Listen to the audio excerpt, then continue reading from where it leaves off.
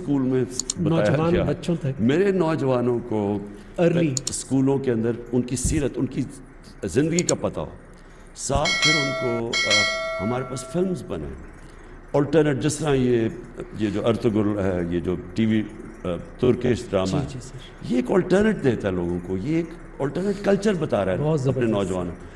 تو جب تک آپ اپنے نوجوانوں کو ایک پورا ایک ہالی ووڈ اور بالی ووڈ سے کلچر آ رہا ہے, جب تک آپ اس کا متبادل نہیں دیتے تو وہ تو وہی جائیں گے نا, آپ کیسے کریں گے؟ اور تو میں یہ رحمۃ اللہ عالمین اتھارٹی صرف بچوں کو سیرت نبی نہیں, بلکہ اس میں اسکالرز ایک انٹرنیشنلی بھی مثلا جواب دیں اگر اسلام کے خلاف کچھ ہوتا ہے, تو کوئی ایک انٹلیکچوئل ایک اسکالرلی جواب آئے, بجائے ایسے ہم توڑ پھوڑ شروع کر دیں, اپنا ہی ملک کا نقصان کریں. اور پھر فلمز بنے, سیریلز بنے مسلمان ہیروز کی, جس طرح یہ ترکی نے انہوں نے شروع کیا. اور پھر کارٹونز بچوں کے لیے, کیونکہ بچوں کے لیے کارٹونز بھی میں دیکھ رہا ہوں, وہ ان کے اندر ایک انڈوکٹرینیشن کر دیتے ہیں, پورا لائف سٹائل ہے سر. ایک وہ ان کو اچھا ہمارے ماں باپ میں عزت ہے, ہم بڑوں کی عزت کرتے ہیں, آپ ان کے کارٹونز دیکھیں اس میں تو ایسا ہے ہی نہیں. کچھ ہے سر.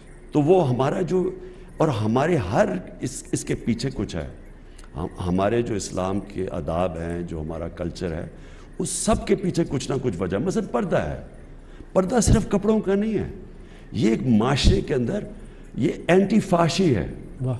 اور فحاشی کی ایک بہت بڑا مسئلہ ایک معاشرے کے اندر تباہی کا ہے. مثلا یہ جو ریپ کیسز بڑھتے جا رہے ہیں, بچوں کے چائلڈ ابیوز جو پاکستان میں اب ہر دیکھیں, میں تو مجھے تکلیف ہوتی ہے اخباروں میں دیکھ کے کہ ہر جگہ اب آ رہا ہے کہ کبھی کوئی بچے سے زیادتی ہے, کچھ ہے, کبھی عورتیں ریپ ہو رہی. آپ اگر معاشرے میں فحاشی بڑھا دیں گے تو یہ کچھ نہ کچھ تو اس کا ایفیکٹ آئے گا نا. اور دوسرا پرابلم موبائل فون ہے. اب موبائل فون کے وہ مٹیریل آ گیا بچوں کے سامنے جو انسانی تاریخ میں کبھی بچوں نے اس طرح کی چیزیں ایکسپوز نہیں, بلکہ انسان نہیں ہوئے. موبائل فون کے اوپر آپ اس میں بڑی ایجوکیشن چیزیں ہیں, نالج ہے, سب کچھ ہے, لیکن اس میں پورنوگرافک مٹیریل آتا ہے جو کہ اگر آپ ماں باپ کا بچوں کے اوپر نظر نہ ہو تو وہ تو اسے ہینڈل نہیں کر سکتے یہ چیزیں. اس کے بڑے ریپرکشنز ہیں سوسائٹی میں, اور یہ ابھی ہمارے ملک میں نہیں, یہ دنیا کے اندر اس کے ریپرکشنز آ رہے ہیں. تو میں نے اس لیے سوچا تھا کہ ہم اپنے بچوں کو, اب روک تو نہیں ہم سکتے سوشل میڈیا کو, لیکن ہم کم از کم ان کو ایک جو ہمارا اسلام کا جو لائف سٹائل ہے ان کو آسان زبان میں بچوں کی شروع سے ان کو بتائیں تو صحیح وہ ہے کیا. اور آپ نے ایک انٹرویو میں بڑی مزیدار بات کی تھی کہ کم از کم ہم ان کو ایک آپشن تو دیں, کیونکہ دین میں جبر تو ہے نہیں, دیکھیں نا, لیکن ایک رائٹ اینڈ رانگ کلیئر تو ہو جائے. دین میں اس لیے بلکہ آپ زبردستی کر ہی نہیں سکتے. سر یہ تاثر جاتا ہے, جو میں نے ڈومیسٹک اسلاموفوبیا کی بات کی تھی, تاثر یہی ہے کہ شاید یہ کوئی امپوز کیا جا رہا ہے ہمارے اوپر. دیکھیں نا, کیونکہ دیا اس طرح گیا, نہیں don't do this, don't do that, آرام سے سمجھایا نہیں سر. میں دیکھیں نا, اب یہ جو ٹی وی ڈرامہ ارطغرل, اب اس میں کوئی زبردستی تو نہیں ہے, آپ نے دیکھنا یا نہ دیکھیں, لیکن اگر آپ جب دیکھتے ہیں تو اس کے اندر ایک الٹرنیٹیو لائف سٹائل آ رہا ہے, اس میں فحاشی نہیں آ رہی, اس میں اسلام بھی, بچوں کے لیے بھی کچھ ہے, فیملیز کے کچھ ہے. اور یہ اس طرح کے آپ کو میڈیمز چاہیے, آپ زبردستی کبھی کچھ نہیں کر سکتے. یہ بڑی غلط فہمی ہے کہ انسانوں کو آپ زبردستی کسی یعنی ریجیمنٹ کر سکتے, نہیں ہو سکتا یہ. لیکن آپ ان کو ہتھیار دے سکتے ہیں, اپنے بچوں کو تیار کر سکتے ہیں, ان کی تربیت کر سکتے ہیں تاکہ وہ سمجھ جائیں.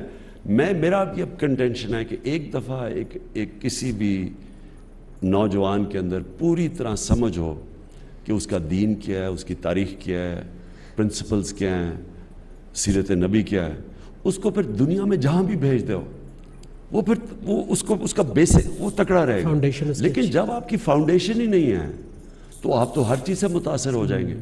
اور مغرب کا ٹیکنالوجیکل پروگریس اتنا زیادہ ہے کہ آپ تو اس سے متاثر ہو کے پھر پوری طرح ہی اپنا لیں گے, اس کی اچھائیاں برائیاں دونوں لے لیں گے. اس وقت جو مجھے خطرہ ہو رہا ہے کہ ہم کیونکہ ہمیں پوری طرح مغربی معاشرے کی طاقت اور کمزوریوں کا نہیں پتہ, مجھے خطرہ یہ ہے, اور یہ میں کئی دیکھتا ہوں اور ہمارے زمانے میں بھی یہی تھا, کہ ہم ان کی برائیاں لے رہے ہیں اور ان کی اچھائیاں نہیں لے رہے. کیونکہ ان کی اچھائیاں آپ اگر دیکھیں گے, مثلا امر بالمعروف, آپ اس معاشرے کے اندر اگر آپ نے امر بالمعروف دیکھنا ہے کہ اچھائی کے ساتھ کھڑے ہونا ہے اور برائی کو آپ نے ختم کرنا ہے, یا برائی کے خلاف معاشرے نے کھڑا, آپ ان معاشرے میں چلیں, آپ سوئٹزرلینڈ چلے جائیں, اسکینڈینیویا چلے جائیں, برطانیہ چلے جائیں, ایک معاشرہ ایکٹیولی لڑتا ہے ان کے اگینسٹ. آپ اگر کوئی پبلک کا پیسہ چوری کرے وہ اپنی شکل نہیں دکھا سکتا کہیں اس معاشرے میں. بڑی عجیب بات ہے سر, ویسے وہ مست لگتے ہیں لیکن جب کوئی ایسا لا بریک ہوتا ہے تو وہ ایک دم نہیں, ساری سوسائٹی, سارا میڈیا ان کی, سارا جو سوشل میڈیا ان کی, یعنی کسی جگہ پہ وہ آپ کو اپنی, ان کے پولیٹیشنز جو مرضی اندر سے ہوں, برائی کے خلاف سب کھڑے ہو جاتے ہیں. اور یہاں ہمارا یہ پرابلم ہے, جو سب سے بڑا نقصان کیا یہ کرپٹ لوگوں نے اس ملک کو بار بار حکومت کر کے, اور ان کے پھر جو پورا ایک سیٹ اپ ان کے ساتھ مل گیا, پورے مافیاز ان کے ساتھ مل گیا, میڈیا کے اندر بھی, کہ انہوں نے برائی کو برا نہیں کیا پاکستان میں. ہم اچھائی اور برائی کے اندر جو فرق ہے وہ ختم کر دیا انہوں نے, اور یہ سب سے زیادہ ایک معاشرے کو آپ نے تباہ کرنا ہے, اچھے برے کی تمیز ختم کرتے ہیں. سر اللہ کے رسول صلی اللہ علیہ وسلم کو 23 سال لگے بینگ رحمۃ للعالمین, خاتم النبیین, اصحابہ کرام ساتھ, پھر بھی 23 سال لگے سر فتح مکہ اور پھر وہ سوسائٹی بنتے بنتے. ہمیں تو سر 100 سال بھی لگ سکتے ہیں, وہ تو اللہ کے رسول تھے. لیکن آپ نے ایک آغاز کر دیا ہے, آپ نے ایک تصور دے دیا ہے.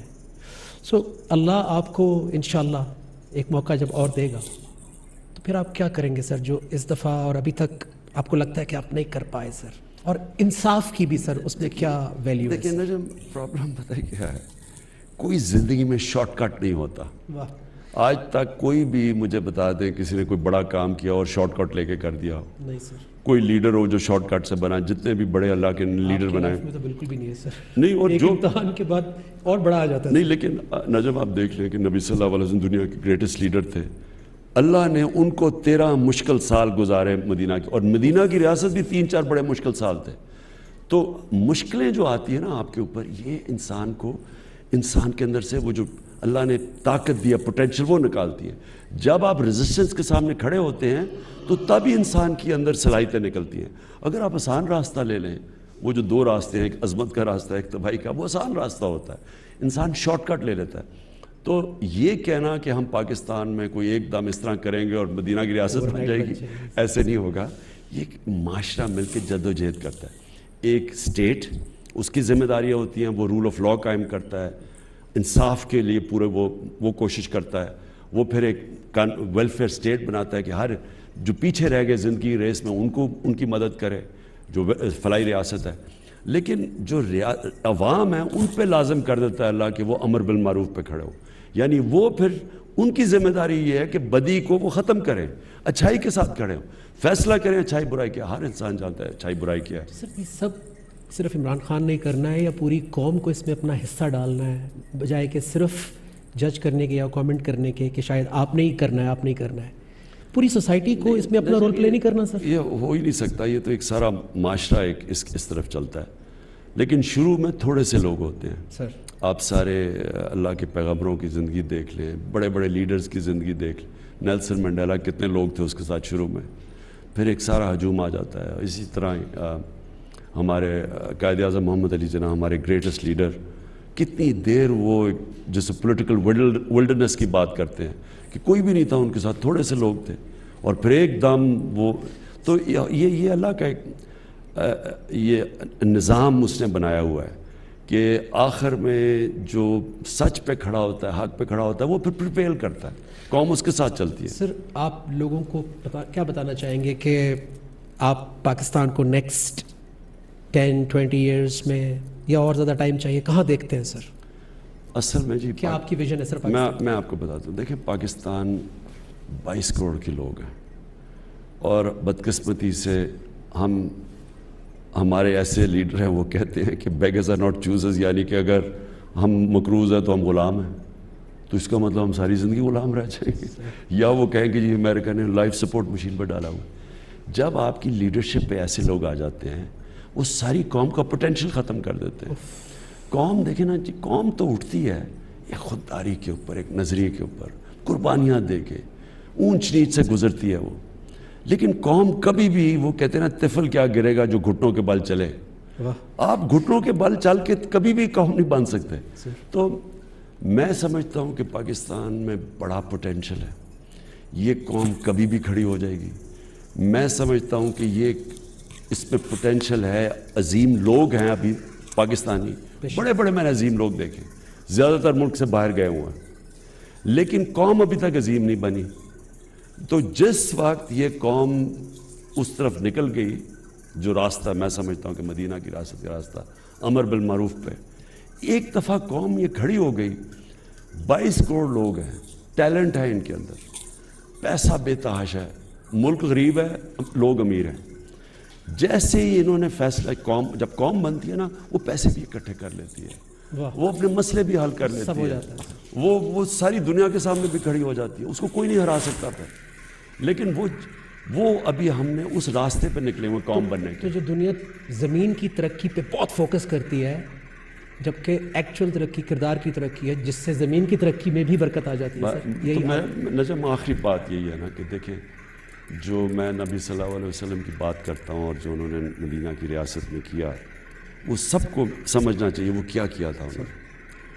622 میں وہ ہجرت ہوئی مدینہ میں, اور 632 کے اندر وہ دنیا سے گئے. ٹھیک, ان 10 سالوں میں کیا ہوا؟ کیا 313 تھے 625 یا 24 میں بدر پہ؟ جی سر. اور ٹوٹل 10 سالوں کے اندر جو وہ لوگ مرے جنگوں کے اندر, وہ کوئی 1200 تھے, 1200. لیکن 1 لاکھ لوگ تب تک مسلمان ہو گئے, سارا عرب ان کے نیچے آ گیا. تو فکری انقلاب تھا, وہ چینج کیریکٹر کا ہوا تھا. اور کیریکٹر چینج, اب بڑے کیریکٹر کے بغیر اب بڑے انسان نہیں بن سکتے, نہ قوم بن سکتے ہیں. اس لیے میں سیرت نبی پہ بھی کہتا ہوں, اس لیے رحمۃ اللہ عالمین اتھارٹی, اور اس لیے میں امر بالمعروف کی بات کرتا ہوں کہ قوم کو جب تک قوم کھڑی نہیں ہوگی اچھائی کے ساتھ. مثلا یہ اب جو باہر سے رجیم کے چینج کی کوشش ہوئی ہے کہ ملک میں باہر سے فیصلہ کیا جی یہ ہمیں نہیں پسند تو چینج کر دو, اب یہ قوم نے اس کی حفاظت کرنی ہے. عمران خان کی بات نہیں ہے یہ. قوم اپنی سوورنٹی, اپنی آزادی, اپنی خودداری کا پیرا نہیں دے گی تو اور کس نے دینا ہے؟ کیا بات ہے. محتاج کبھی ہوتا نہیں کوئی جب اس کے در کا سوالی ہو, کیوں سجدے کریں 100 لوگوں کو جب ایک سجدہ سب پر بھاری ہو. جب آپ پوری قوم کی ڈھال بنے ہوئے ہیں تو ہمارا فرض بنتا ہے کہ اب پوری قوم آپ کی ڈھال بنے اور آپ کا ساتھ دے. اور میں آپ کا شکریہ ادا کرتا ہوں کہ آپ نے اتنا ٹائم دیا, اور میں آپ کے آنر میں یہ ایک اللہ کا ایک پیغام پڑھنا چاہتا ہوں کہ اللہ تعالیٰ کا یہ حکم ہے تمام مسلمانوں کو جو سن رہے ہیں, دیکھ رہے ہیں, کہ اے وہ لوگوں جو ایمان لائے ہو, ان تنصر اللہ, اگر تم مدد کرو گے اللہ کی, ینصرکم, تو وہ تمہاری مدد کرے گا, وَيُثَبِّتْ أَقْدَامَكُمْ, اور تمہیں ثابت قدمی کنسسٹنسی دے دے گا. تو ہم سب کا فرض ہے کہ آج اپنے اس لیڈر کا ساتھ دیں. میں آپ کے ساتھ ہوں, اور پوری انشاءاللہ پاکستانی قوم اس خود مختاری کی جنگ میں, اس آزادی